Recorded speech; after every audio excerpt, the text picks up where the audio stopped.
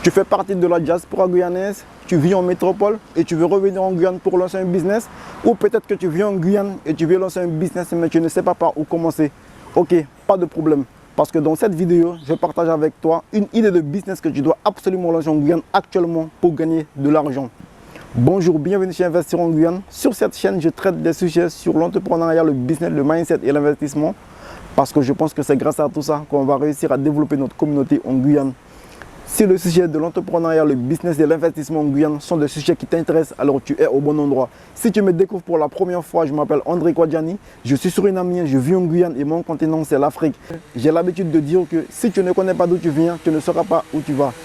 Dans cette vidéo, je vais partager avec toi le business de l'achat et revente de matériel scolaire ou de fournitures scolaires.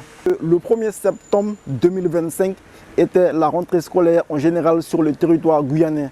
Et au moment où je suis en train de faire cette vidéo, nous sommes le 7 septembre 2025 et beaucoup de parents n'ont pas encore acheté les matériels scolaires ou les fournitures scolaires de leurs enfants. Et c'est pourquoi je fais cette vidéo pour t'inciter et te motiver à lancer le business de l'achat et revente de matériel scolaire. C'est quelque chose que j'ai constaté, que beaucoup de parents n'ont pas encore acheté les matériels scolaires de leurs enfants. Et c'est pourquoi tu dois lancer ce business pour gagner de l'argent.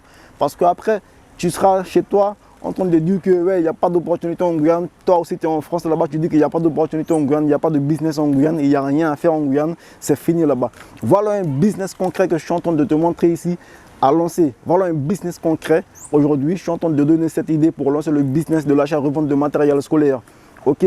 Si tu ne connais pas des endroits pour t'approvisionner en Guyane pour acheter les matériels scolaires, je vais ici te dire les différents endroits là où tu peux justement aller négocier avec les chefs et les responsables de ces entreprises là pour que tu puisses faire des achats et revendre dans leurs magasins ou dans leurs entreprises. Ok, à Selon-du-Maroni, nous avons ici la librairie Le Toucan.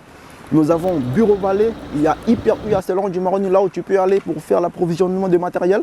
Donc à toi de te rendre, va voir les responsables de ces différents organismes que je viens de citer, les différents magasins que je viens de citer pour que tu puisses acheter les produits et revendre ces produits-là aux différentes personnes qui sont ici à Selon-du-Maroni, aux différentes mamans, aux différents papas qui sont ici à Selon-du-Maroni. Mais attention, pour faire le business de l'achat et revente de fournitures scolaires ou de matériel scolaire, il faut que tu puisses te rendre négocier avec les parents aussi. Il faut aller voir les parents pour que les parents puissent te donner la liste des matériels. Parce que si tu n'as pas la liste des matériels, tu ne pourras pas acheter les matériels.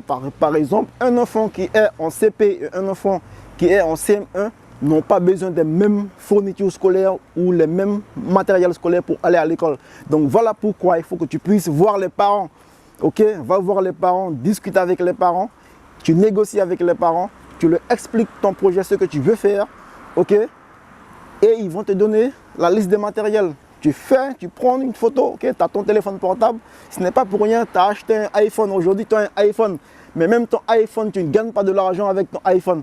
Donc, prends ton iPhone aujourd'hui, tu fais la photo des fournitures scolaires que les parents vont te mettre à disposition. Tu redonnes le document original aux parents. Tu enregistres cette photo dans ton téléphone portable. Tu vas faire l'achat et revente comme je t'ai bien expliqué. Ce cahier que tu vois ici, c'est un cahier que j'ai acheté. Ce petit cahier pour faire le tournage de cette vidéo. Ce bic, ce stylo, c'est un stylo que j'ai acheté pour faire le tournage de cette vidéo. Et ce cahier m'a coûté 80 centimes. Ok, donc si toi, on te vend ce cahier à 80 centimes, il faut que tu puisses le vendre à 1,60 €. Si on te vend ce bic, je l'ai acheté à 40 centimes. Tu l'achètes à 40 centimes, tu le vends à 80 centimes. Ok, parce qu'il faut aussi savoir qu'il y aura des charges.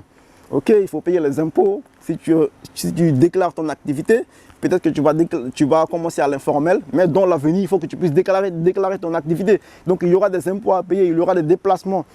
Peut-être que tu vas prendre quelque chose à manger pendant des heures de travail. Donc, il y aura tout ça à déduire. Donc, c'est le business que je voulais partager avec toi. C'est l'idée de business que je voulais partager avec toi aujourd'hui.